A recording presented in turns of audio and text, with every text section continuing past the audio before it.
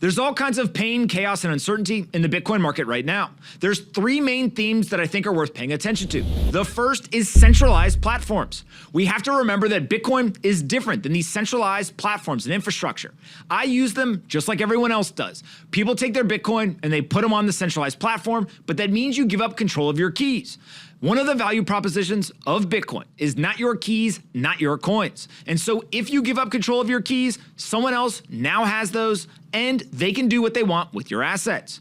Ultimately, you have to evaluate whether the risk is worth it, but you are violating one of the value propositions of Bitcoin and self-custody. The second theme is around leverage. As we know, leverage is a hell of a drug. During the good times, it can make good bets even better. It's like steroids on something that's going to work. But during the bad times, leverage can make a bad decision absolutely horrendous. And that's exactly what we've seen in many of the blowups and bankruptcies across the industry. And then the third theme is an important one to pay attention to. It is bad actors. Sometimes, no matter how good the platforms, the assets, or the rules are, bad actors will find a way to do bad things. We shouldn't condemn an asset nor an industry because some people decided to do a bad thing.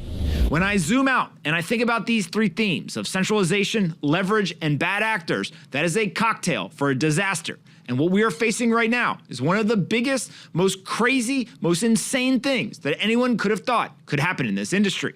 And so, as we push forward, my guess is that we're going to try to reverse these three things. We're going to go back towards decentralization. We're going to see people with much less leverage, and we are going to try to rid the industry of the bad actors. Keep your head on a swivel, stay alert out there. Bitcoin is not going anywhere. This industry is going to continue to grow. There are hundreds of millions of people around the world all working together to make sure that that happens, and we're going to have to do it with more decentralization, less leverage, and way less bad people.